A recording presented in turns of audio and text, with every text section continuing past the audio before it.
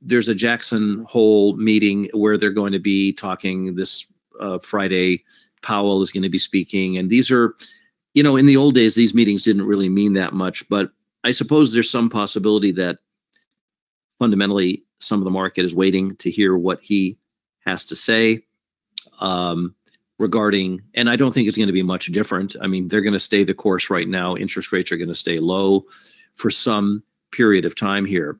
But there is going to be an event that comes up that forces them to begin to raise interest rates. And one of the things that we all have to be concerned about is that the United States is effectively bankrupt. Now, you may not understand that. You may understand it, but you may not understand it in the sense that what bankruptcy really consists of. Bankruptcy consists of when you owe more money than all your assets can pay. And that's exactly where the United States is. So, and we're spending money at a tremendously fast pace. Now, the reason we're not in bankruptcy court, as the United States, is because the United States has a peculiar additional thing that it can do, which is print money. It can print the very money that it needs to hopefully get out of bankruptcy, or it can borrow money from other larger entities like countries.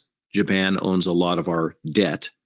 That means that we gave bonds to Japan. They gave us money, and we owe them interest on that money, and so on, and many other countries as well, and people, and so on.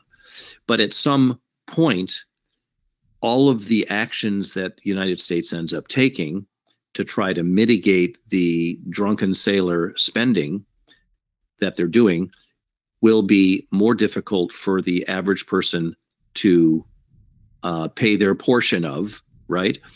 And then you have the specter of inflation, and then you have the specter, which is here, and then you have the specter of higher interest rates.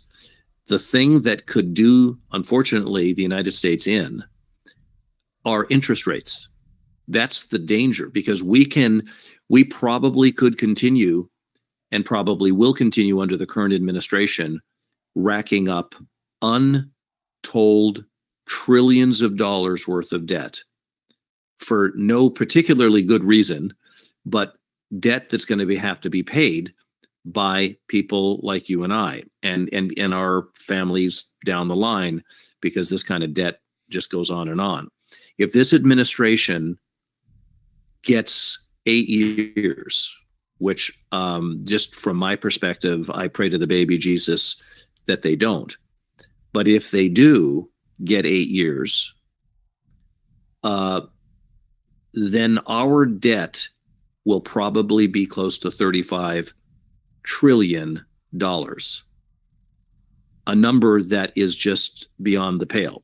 Now, the interest rate, when it goes up, and they're keeping it down, they know what they need to do. But there's an event out there that's going to appear that is going to stop them from being able to keep the interest rate down. And when interest rates start to go up, the interest that is owed to debtors that have bought our bonds is going to go up, and interest rates going higher means that it gets harder and harder for the United States to meet its obligations in paying back the people who invested that money. And at some point, if the interest rate gets too high, the interest outstrips what's owed. It just goes exponential. And then you're completely bankrupt at that point, because you can't even owe what you owe. It's like the old days when the IRS used to charge 25% interest or something. If you owed them money, you would get buried because you can never catch up with the interest.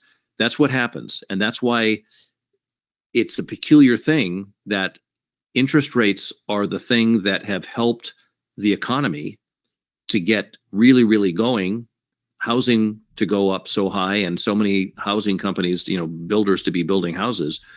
But it's also going to be the same thing that turns everything upside down here. So, there's always a force counter to whatever is there. The force may not be present right now.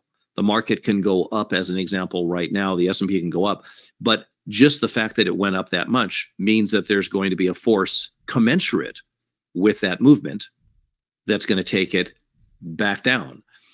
And so in the same way, interest rates have gone very low. There's going to be a force. You can't keep them down forever. And you're not going to be able to legislate, an interest rate. And at some point, they're going to be forced to be moving higher. And that's what I'm worried about.